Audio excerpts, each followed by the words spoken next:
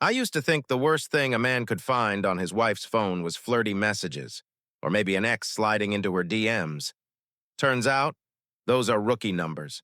Because one random Saturday, while I was organizing tax documents like the responsible adult I pretend to be, I found something else. My wife. On OnlyFans, in our house, on our sheets, using our ring light, the one I bought on Black Friday so she could take cute pictures for her design portfolio. Cute pictures, huh? And just to be clear, this wasn't one of those moments where a guy sighs and goes, well, times are hard. Maybe this is fine. No. This hit me like someone swung a bat straight into my ribs. My wife turning herself into internet content wasn't something I could wrap my head around. It was betrayal with a lighting setup. But then came the second punch, just as devastating as the first, when I learned who had been managing her account. My brother, not metaphorically, not like a brother, my actual younger brother, the same dude who borrowed my Xbox in 2014 and never returned it. The same guy who still owes me $600 from a crypto opportunity. The same guy who said my wedding vows needed more jokes. Turns out he had jokes of his own. So buckle up, because if you think you've heard messed up stories before, enjoy this one. If you looked at my life from the outside, you'd think I won the lottery. Not the Powerball kind, the American suburban dream kind. My name is Daniel Miller, and at 31, I was exactly the kind of guy HOA boards love.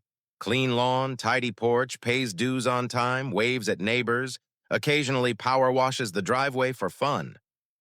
I'm a compliance officer for a financial firm in Salt Lake City, which basically means I'm a professional buzzkill. My whole job is just telling people, hey, you can't do that. No, really, I'm not kidding. Yes, it is illegal. No, you can't write it off as a team morale expense. It's thrilling, I know, but it pays well. $130K a year with a 30% promotion on the horizon that would bump me into finally buy the nice grill at Home Depot territory. And then there was Ashley. If you had asked anyone in our friend group, hell, even my parents, they'd tell you I married up. Ashley had that soft kind of beauty that made people smile automatically. Warm eyes, artistic vibe, effortlessly put together even in pajamas. She worked as a freelance graphic designer, which in Utah is code for, I go to coffee shops and color things for money. And she was good, talented, creative, the type who could make a crooked lamp look aesthetic on Instagram. We dated for 2 years before getting married. 3 years into marriage, and everything looked textbook perfect. We had routines. Saturday brunch at the same overpriced place movie nights where she fell asleep 20 minutes in Target runs where she swore she'd buy just one candle and walked out with a cart full of seasonal decor Sunday hikes when I pretended my knee wasn't hurting and she pretended she wasn't judging my breathing. Our friends joked that we were couple goals. My mom said Ashley was the best thing that ever happened to this family. Even our neighbors liked us. Probably because we weren't the ones firing up fireworks at 2 a.m. In January, everything was normal, or so I thought. Enter Tyler, my brother, the human error message. Now let's talk about Tyler. If I'm the responsible, stable one, Tyler is the guy who lives life like it's a YouTube challenge titled, I tried surviving a month with no plan or income, gone wrong. He is 2 years younger, infinitely more chaotic, and somehow always between jobs. Tyler's resume reads like a bingo card: barista, crypto enthusiast, Twitch streamer, music producer, DoorDash consulting, never specified. Amazon reselling fitness coach for 2 weeks. And my personal favorite, content strategist, which is code for I post memes. He's the kind of guy who will ask to borrow gas money and then show up the next day with a brand new tattoo he swears was a deal. I love him, but I do not trust him. Because Tyler is that rare breed of human who can make you laugh and make you hide your wallet at the same time. And yet, Ashley always treated him like the funny little brother in a sitcom. He's harmless, she'd say. Yeah, raccoons are harmless too until they get into your attic and ruin your whole life. But at the time, I didn't question it, because he was family. And he'd always been inappropriate in a ha-ha, he's joking, right? kind of way. He'd say stuff like, damn, Dan, you really scored with Ashley. I mean, you're you, and she's Ashley. Or, if you ever mess up, bro, call me. I'll gladly step in. Ha ha, comedy gold, right? I thought it was annoying. Ashley thought it was silly. Turns out those were warning signs dressed as punchlines. Looking back, there were cracks. Tiny ones. Ashley started staying up later than usual. Client work, she said, which made sense. Until I realized her client work involved her being locked in the bedroom with the door shut for hours. She bought more lingerie, pretty stuff, expensive stuff, but for some reason it never made an appearance in our bedroom. We were intimate less often, and when we were, she seemed distracted, like her mind was somewhere else. Her phone started living face down, like it had a secret of its own. Notifications? Off. Screen brightness? Lower. Her body language? Jumpy, like a teenager hiding a vape pen from their parents. But here's the thing, I chalked it all up to life stress. Her work, my upcoming promotion, us getting older, Utah weather making everyone depressed 7 months a year. I told myself, don't be paranoid, couples go through phases. Narrator voice. They were not going through a phase. If you froze time right here, if you walked into our house, saw our wedding photos, our neat living room, the dog we planned to adopt but never did, you'd assume we were that stable, boring couple who made Pinterest boards and grocery lists. But underneath that picture-perfect surface, there were hairline fractures already forming. And the thing about hairline fractures, they don't hurt until they break. Before we move on, if stories about shocking betrayal, hidden secrets, and the kind of real-life chaos no one sees coming resonate with you, hit like and subscribe. Not only does it help the YouTube gods bless this video, it helps us keep making deeper, crazier stories just like this one. All right, let's keep going. You ever look back at your life and realize all the red flags were basically waving like a 4th of July parade, and somehow you still went, probably fine. Yeah, that was me. At the time, though, everything felt explainable. Small things, minor behavior changes. Nothing dramatic enough to scream, "Hey, Dan, your life is on fire." But when you stack the moments together, it paints a whole different picture. Let's talk about Ashley's phone. Now listen, I'm not the kind of husband who snoops, mostly because I genuinely trusted her, and also because I'm terrified of seeing something I can't unsee, like a spammy free crypto seminar invitation, or worse, a notification from her ex. But Ashley slowly became weird. Her phone went from being a normal phone to a classified artifact from Area 51, screen down, always locked, notifications silenced, Face ID turned off for security reasons, which was funny because she used the same password for everything, Coffee 1234. If she left the room and her phone buzzed, she'd yell from down the hall, "Don't touch it!" I wasn't touching anything. I was literally folding towels like a domesticated husband. She started a habit of taking her phone into the shower, not to listen to music, oh no. She typed in the shower. I walked in once to grab toothpaste and swear I saw a shadowy typing bubble glow behind the curtain. When she came out, she was smiling at her phone like it just proposed to her. "Who's that?" I asked casually. "Just a friend," she said. In hindsight, that friend was a camera and a fan base. Ashley had always been stylish in a soft, cozy way. Sweaters, jeans, the occasional floral dress that looked like it came with a built-in Instagram filter. Then one day, out of nowhere, boom, new wardrobe.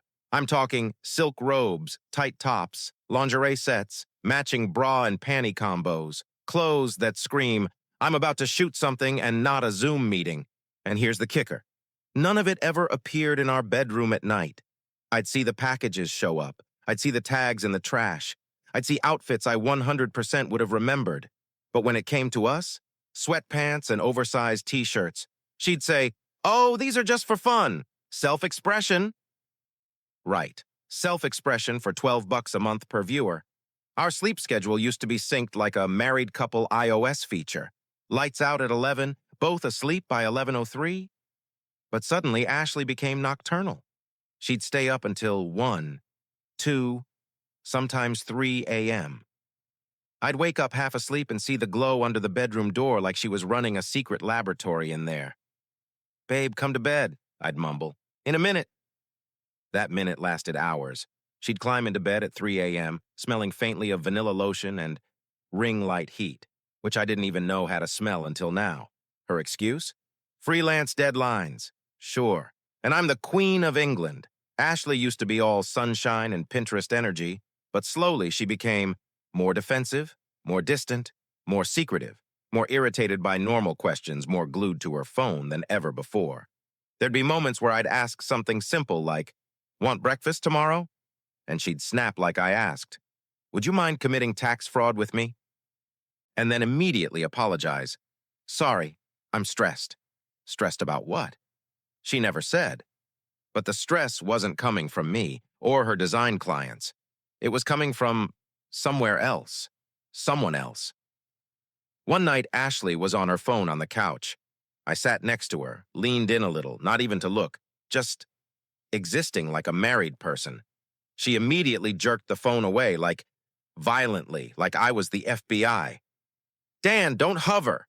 "I wasn't," I said. "I'm literally sitting." "You're making me uncomfortable." "Me? Her husband?" I just blinked. "Oh," I said.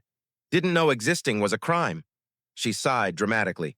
"Can you just give me space right now?" And I remember sitting there thinking, what is going on? But I pushed it down, told myself I was imagining things, because marriage goes through ups and downs, right? Wrong. Around the same time all this was happening, Tyler suddenly started coming around more, dropping by, texting Ashley little jokes, laughing with her about memes, asking for design advice. At one point, he literally said, "Ash, you should totally be a model. You'd go viral." I laughed. Ashley blushed. Tyler smirked. And that moment, that little weird triangle of energy, should have told me everything, but I didn't see it. Because you don't assume betrayal is sitting right in your living room chewing your snacks. If you paused my life right here before the crash, you'd see a husband trying his best, a wife drifting into another world, a brother circling like a vulture with good hair. I saw the signs. I just didn't know how to read them yet. Because sometimes betrayal doesn't storm through the door, it creeps in quietly, smiling, laughing, acting like family. It all started on a Saturday, which already annoyed me because Saturdays are supposed to be peaceful. Pancakes, coffee, pretending I'll go to the gym later, not whatever this turned into. Ashley was out with friends, which sounded normal enough, until you realize her friends changed every week like she was on a rotation schedule. I decided to be productive and tackle our taxes. Very romantic, I know. Nothing says healthy marriage like a man alone with TurboTax. So I'm scrolling through bank statements, trying to figure out why Utah takes half my soul in taxes when something jumps out at me. Ashley had deposits. We're talking $1,200, $2,430, $980, $3,100 in a single month. Not from Venmo, not from freelance platforms, not from design clients. These were from payment processors I recognized because of my job, the kind used by subscription platforms, and not the Disney Plus type. I blinked, refreshed the page, scrolled back. Still there. I felt my stomach drop a little, not collapse. Just drop. Like when you miss a step going downstairs. At first I tried being logical. Okay, maybe she picked up freelance work I don't know about. Maybe she sold some design bundles. Maybe she finally charged the hipster coffee shop what she actually deserves. But then I saw the merchant codes, and those did not belong to coffee shops or design clients. They belonged to, well, the 18-plus section of the internet. I actually said out loud, "No, no way."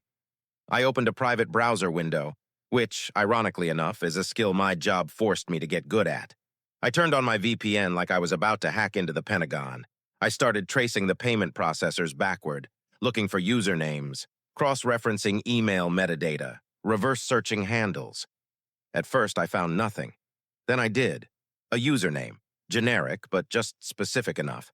I clicked it, and there it was, an OnlyFans profile. A blurry profile photo, face cropped out, but the pose, her hair, the tattoo on her hip, the birthmark on her shoulder.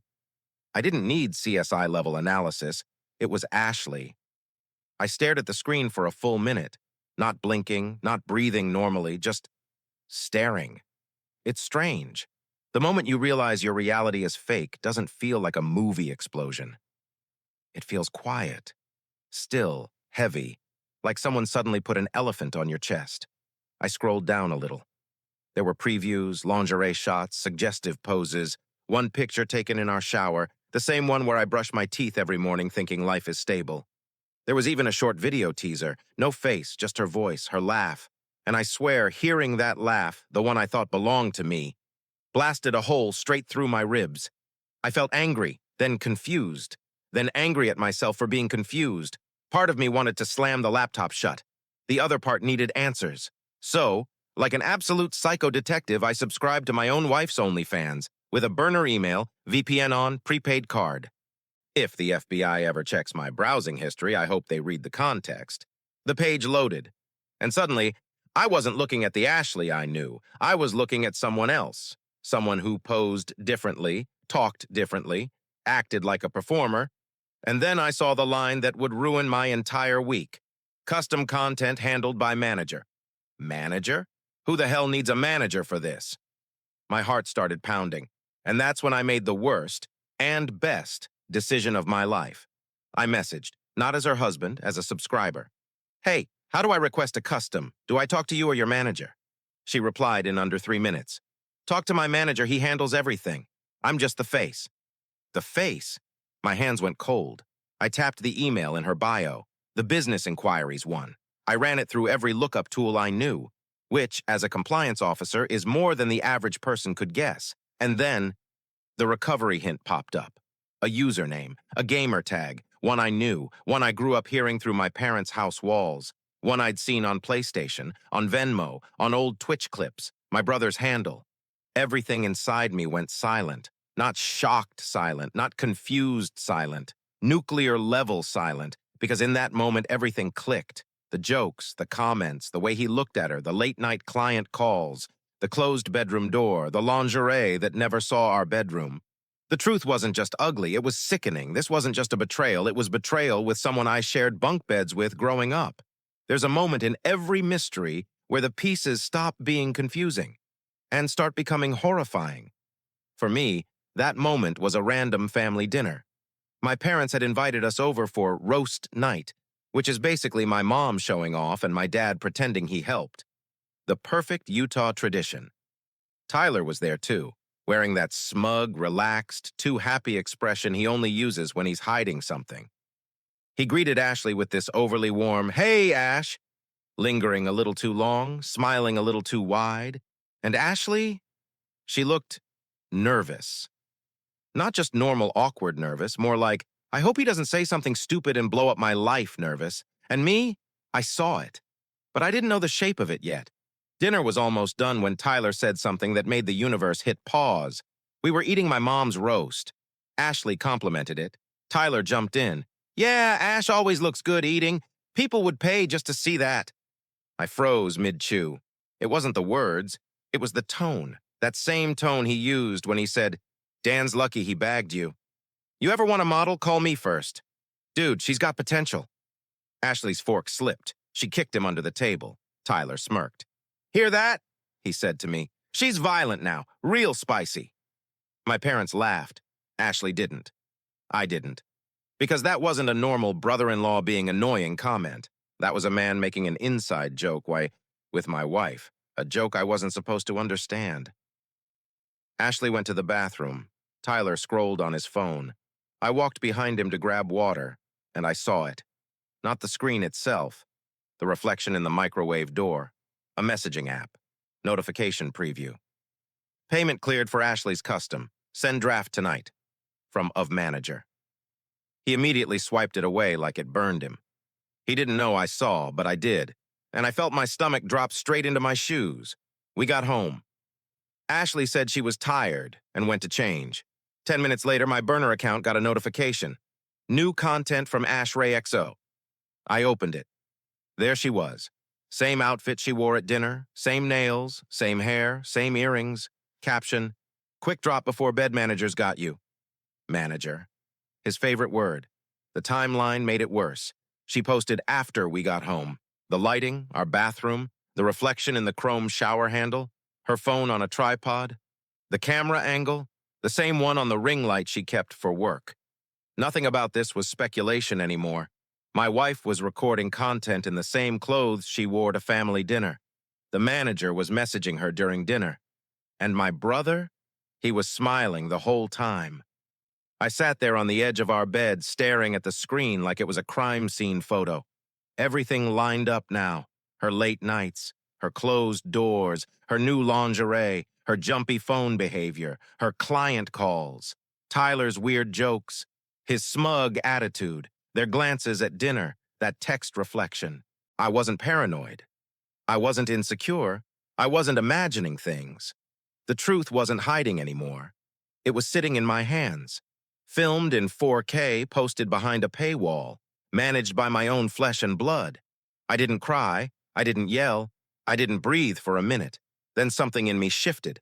A switch, a clarity, a calm that wasn't normal calm, the kind of calm you get right before a storm destroys a town. I whispered to myself, okay, now we're done playing nice. Because this wasn't just infidelity. This wasn't just a secret. This wasn't just a stupid choice. This was a production, a business, a partnership between my wife and my brother. And I wasn't going to confront them blindly. I was going to build a case so tight that neither of them could escape it. I didn't rush into the confrontation. Compliance officers don't rush.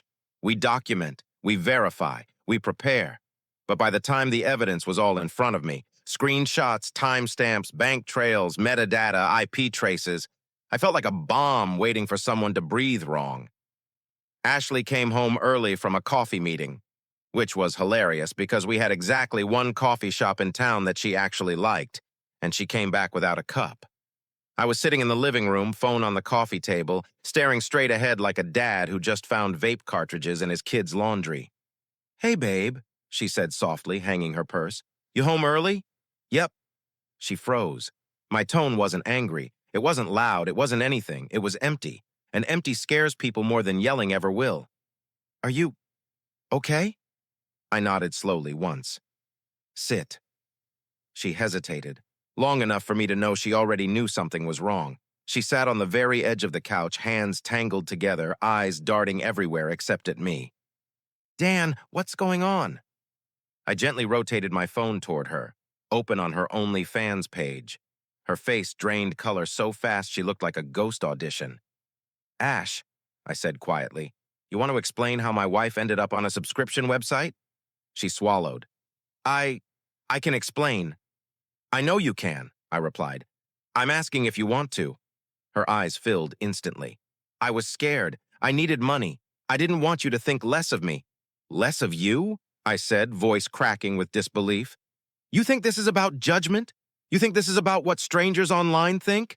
Ashley, you took our marriage, put it under a ring light, and sold pieces of it." She crumpled forward, elbows on knees, hands covering her face. "I didn't know how to tell you." "You didn't tell me," I said. "You hid it. For a year." Silence. A heavy, painful silence that felt like the world exhaling. I leaned back, stared at the ceiling. "We could have talked," I whispered. "We could have fought. We could have argued. We could have disagreed. We could have figured something out." She looked up at me with tears streaming. "I was ashamed." I didn't raise my voice. I didn't slam anything, but I leaned forward, elbows on my knees, and my voice dropped to something deeper than anger. "Ashley, shame doesn't stop people. Secrets do." Then I slid the printed email across the table, the one with the manager's metadata. She blinked at it, read it, and her face collapsed. "Dan, please. Please don't ask." I stood, slowly, calmly. "That's the problem," I said. "I don't have to ask." Her breathing hitched. "Dan, Tyler." Her whole body shook. It wasn't like that," she whispered. "Oh, so it wasn't him?" I asked. Silence. She stared at the floor. "He helped me, just with the tech side, just the account stuff." I laughed. It wasn't a happy laugh.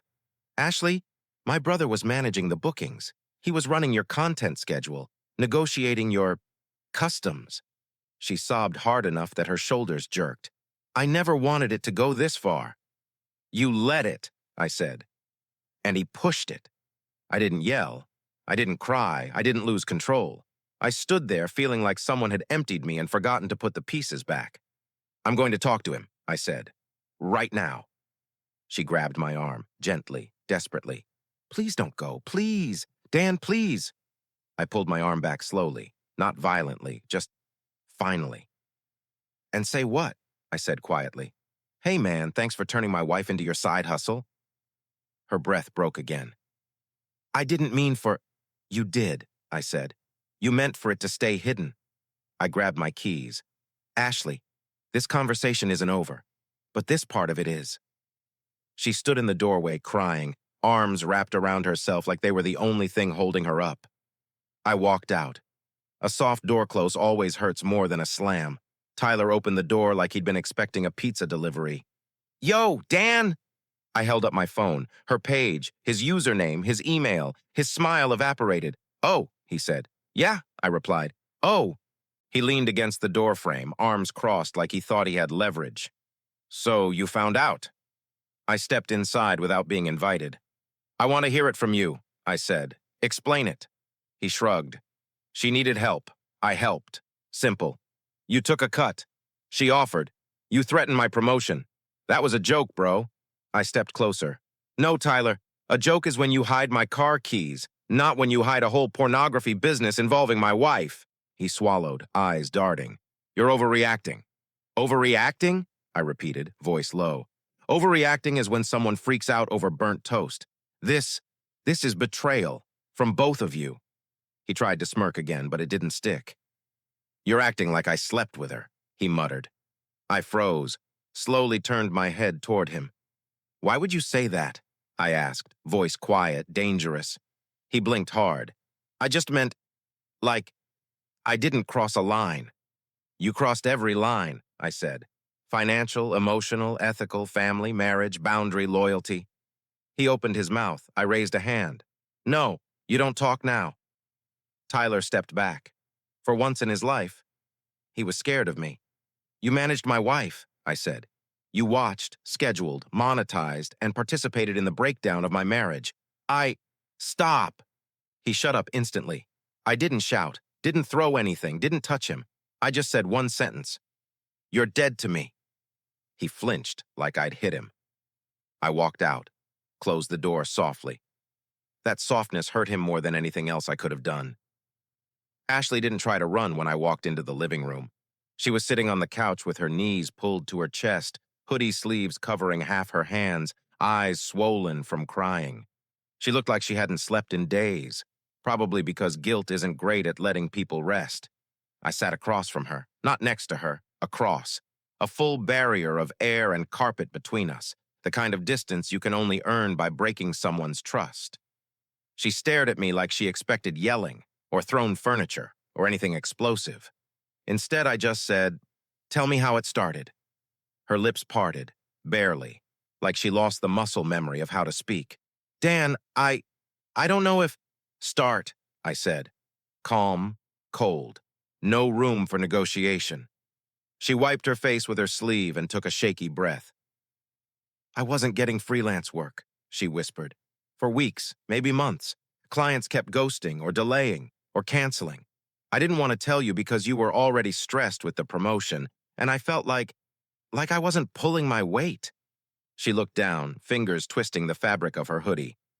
Then one day I got a message from Tyler. Of course she did. What did he say? I asked. That he had a business opportunity for me. Her voice cracked.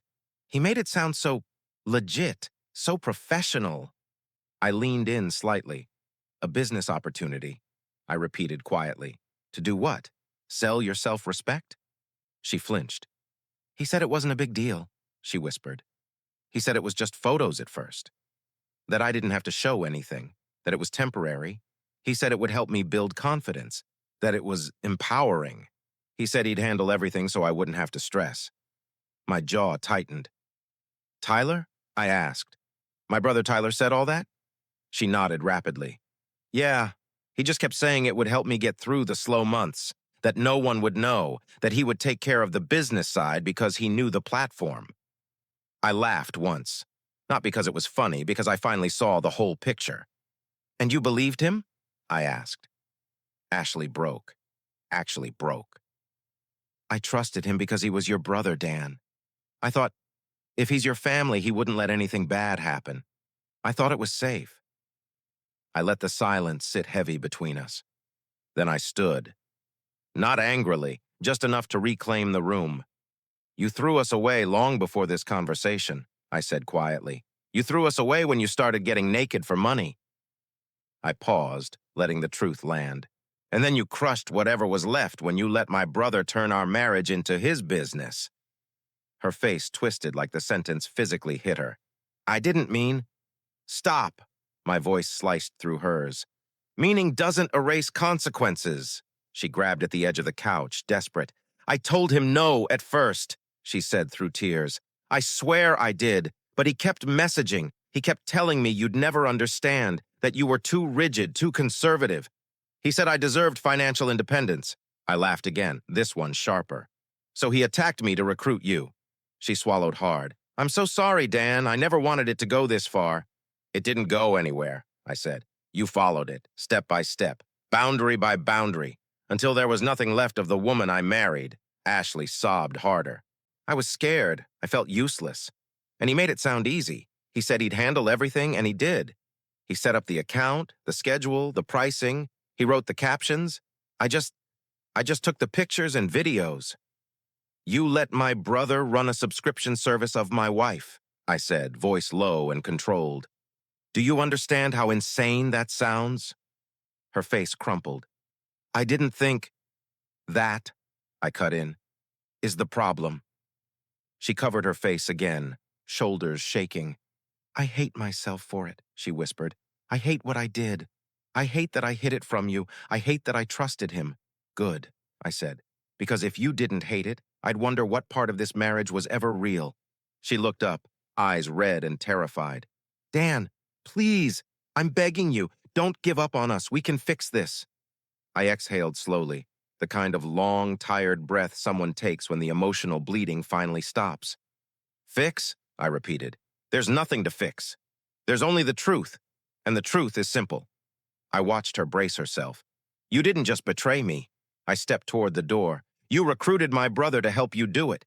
She broke into a sob that echoed through the living room, the kind that comes from someone who realizes too late exactly what they've done.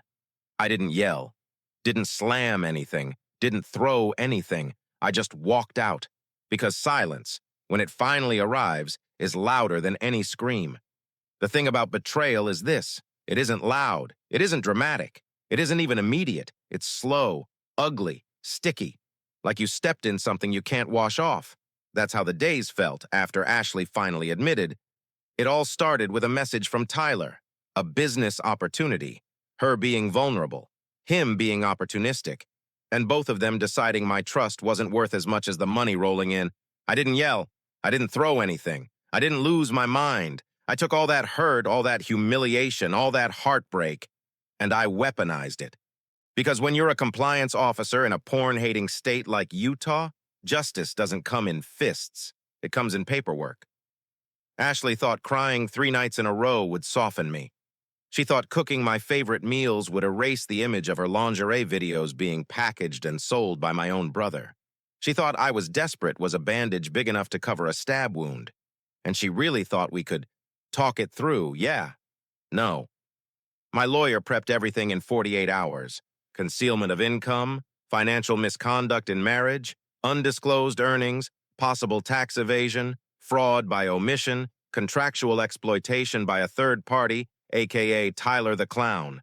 Utah courts don't necessarily care about the morality, but they care a lot about the money.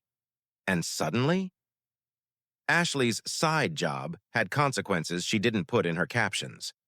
When the sheriff served her the divorce papers, she dropped her coffee mug so hard it shattered. She looked at me with the same expression someone has when they lose balance on a cliff. Dan, please, we can fix this. You threw us away the moment you went naked for money, I said quietly. And you crushed whatever was left when you let my brother profit off our marriage. She sobbed like her world had ended. But we weren't even close to the ending yet. You know how Tyler always boasted about being smart with online money? Yeah. Turns out he was smart the way a raccoon is smart. Which is to say, clever enough to open the trash can, not smart enough to understand the recycling system. My lawyer and a forensic accountant went through Ashley's payment records, and found exact deposits going into Tyler's accounts. His Venmo, his Cash App, his PayPal, his crypto wallet, of course, and the Stripe account tied to his content consulting side hustle. Turns out Mr. Entrepreneur never reported a damn cent, not one. And because income tied to adult platforms has separate disclosure requirements in Utah, he wasn't just evading taxes, he was evading regulated earnings. That's a different kind of jail term. When the state tax department contacted him, he called me.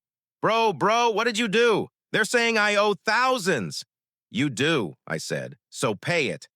This is insane. You're ruining my life. I smiled through the phone. No, Tyler. You ruined your life when you turned my wife into your business. Click. My parents invited all three of us over for a family talk. I didn't want to go, but I also wanted to see the truth detonate in real time. When I arrived, Ashley was already crying on the couch. Tyler sat stiff, defensive, trying to look like the victim. My parents looked exhausted. My mom spoke first. Daniel, how could you do all this to your brother, to your wife?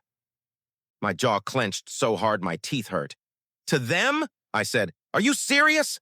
My dad folded his arms. Marriage is sacred, son.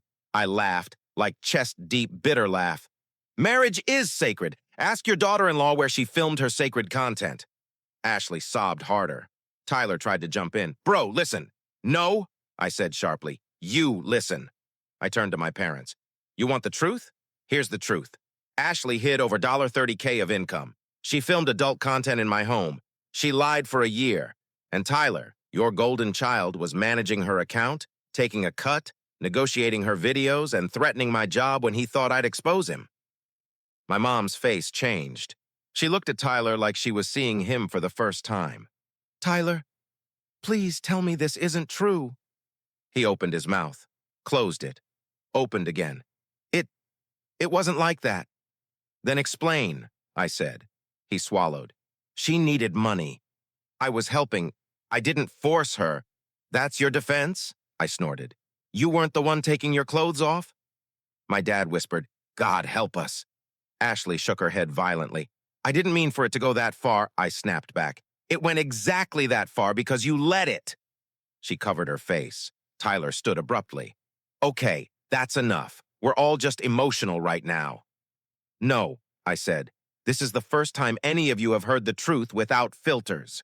My mom suddenly slapped her hand on the table. Tyler, she yelled. You managed your brother's wife's filth for money? He flinched like she'd thrown boiling water at him. It wasn't filth! He stopped, realizing that was the worst possible defense. My dad stood up too, voice shaking. What kind of man does that to his own brother? Tyler whispered. She needed help. My father erupted. You're not her husband. The room went silent.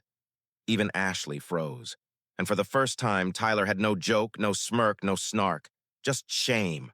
Real, raw shame. Ashley dropped to the floor, sobbing uncontrollably. I lost everything. I lost you. I lost our marriage. I lost myself. I crouched down, staying out of arm's reach. Ashley, you didn't lose us today. You lost us the day you replied to Tyler's message. She cried harder. My mother reached for her, then hesitated, because even she couldn't defend Ashley anymore. Tyler looked at me, broken. Dan, please, don't leave like this. We're still family. I grabbed my keys. You two stopped being my family the moment you turned my marriage into a paycheck. I walked to the door, paused, and said the line that made the room fall completely silent. Some betrayals end a relationship. Yours ended my bloodline. I left, this time for good. The courthouse in Salt Lake never felt as cold as it did that morning. Not physically, emotionally. Everything in there had that stiff, echoing quiet that makes you feel like you're sitting in judgment of your entire life, not just a legal case. I sat at my table, calm on the outside, hollow on the inside. Ashley sat across the room, shoulders folded in, mascara smudged from nights she couldn't hold herself together. Her hands twisted the tissue in her lap until it looked like shredded paper. She wouldn't look at me, not once. Behind her sat my parents, tense, pale, embarrassed. And beside them, with the smugness drained out of him for once, Tyler. He looked like he'd aged 5 years in a month. No ring light, no swagger, no laptop bag. Just a wrinkled shirt and a face full of regret he'd never admit. The judge reviewed the documents in silence, a silence that stretched long enough to feel like a punishment itself. Then he finally spoke. "Mrs. Miller, do you deny the concealment of income, the creation of explicit content without marital disclosure, and the involvement of a third party, namely, your husband's immediate family member, as manager of said account?" Ashley's voice cracked before she even said a word. No, Your Honor." No excuses, no long speech.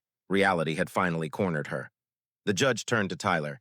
"And you knowingly managed accounts involving explicit content featuring a married family member, accepted financial compensation for it, and concealed these earnings from both the IRS and involved parties?" Tyler swallowed. Hard. "Yes, Your Honor." The judge sighed. Not out of annoyance, but disappointment. The kind of sigh adults make when they see a disaster that was completely preventable.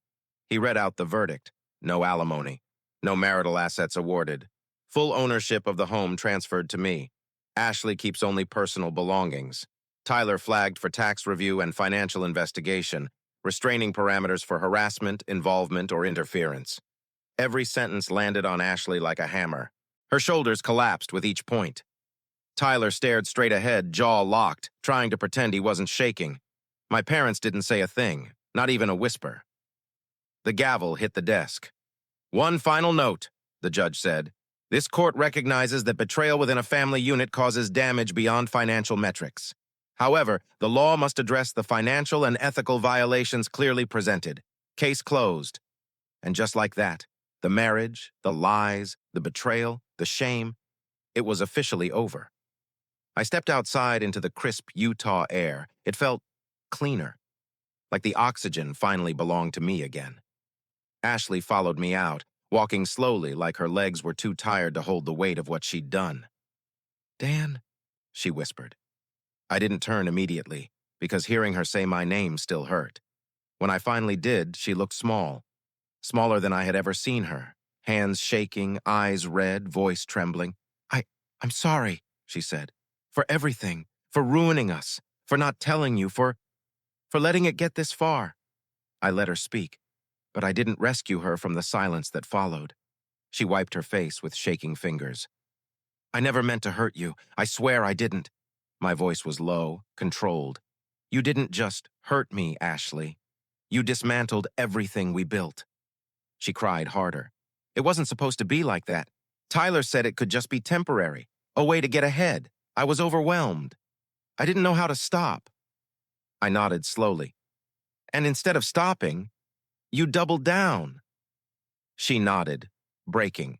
"And then," I continued quietly, "you turned our relationship into content, and then made my brother your business partner." Her knees gave out. She caught herself on the railing. "I hate myself," she sobbed. "I hate what I did." For a moment, one fragile moment, I saw the girl I married, the person who once made our tiny first apartment feel like a home, but the truth stood between us like a brick wall. "You didn't hate what you did until you lost everything," I said softly. "That's not remorse, that's consequence." She didn't argue. She didn't beg. She didn't chase me. She just stood there, small, shaking, broken, watching the life she destroyed walk away. And for the first time since all of this began, I felt free. Not happy, not healed, but finally free to begin both.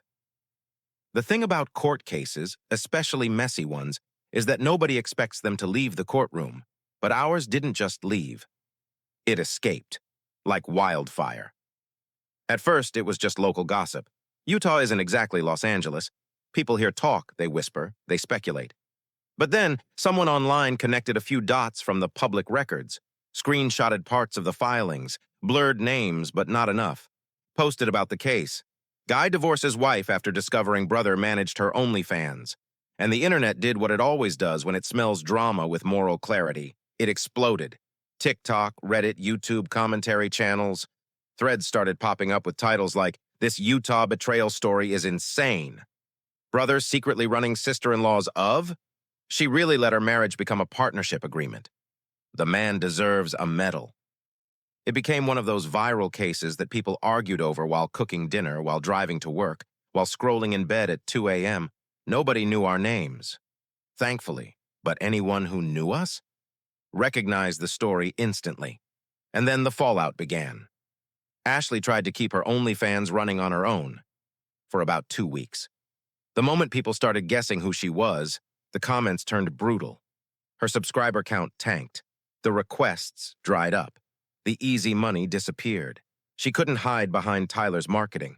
She couldn't maintain her editing schedule. She couldn't manage the messages or the business side of it. Turns out Betrayal was the only thing she was consistent at.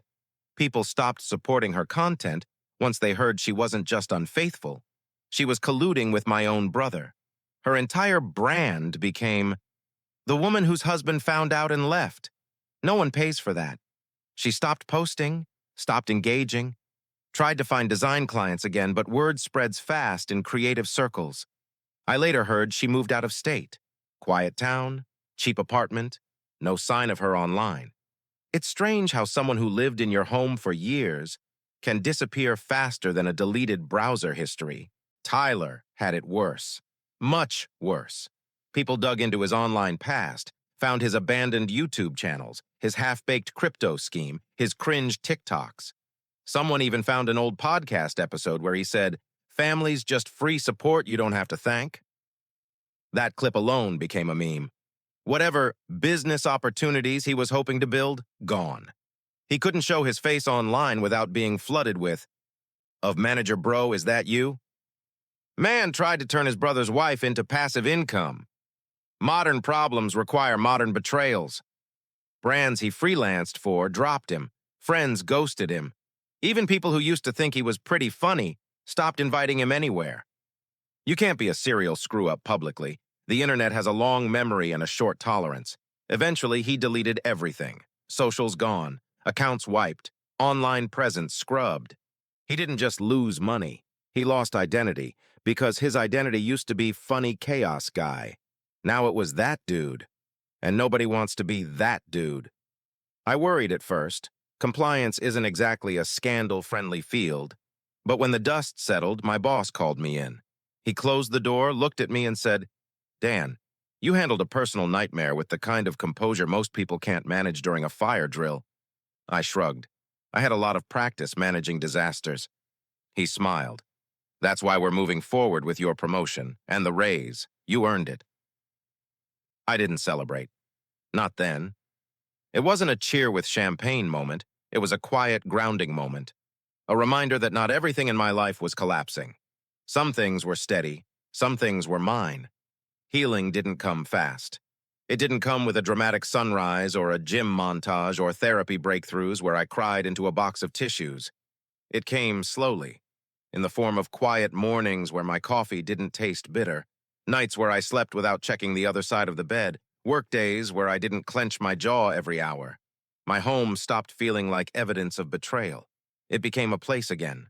I bought a new couch, painted a wall, got a dog, a goofy golden retriever who has no idea he saved my sanity. I rebuilt a life I didn't realize I was allowed to have. A year later, I went on a date, just one, with someone normal, someone kind, someone who didn't flinch when I told her honesty mattered more to me than anything now. It wasn't serious, and it didn't need to be. It wasn't a love story. It wasn't a rebound. It wasn't a dramatic ending. It was something much simpler. Proof. Proof that I could sit across from someone again without feeling the weight of what came before. Proof that betrayal didn't get to be the last chapter of my life. Healing didn't mean forgetting Ashley and Tyler. It meant remembering them and feeling nothing. My wife's secret OnlyFans destroyed my marriage. My brother managing it destroyed my trust. But the aftermath, the truth going public, showed me something I didn't expect. They didn't ruin my life. They just removed themselves from it. And for the first time in years, that felt like freedom.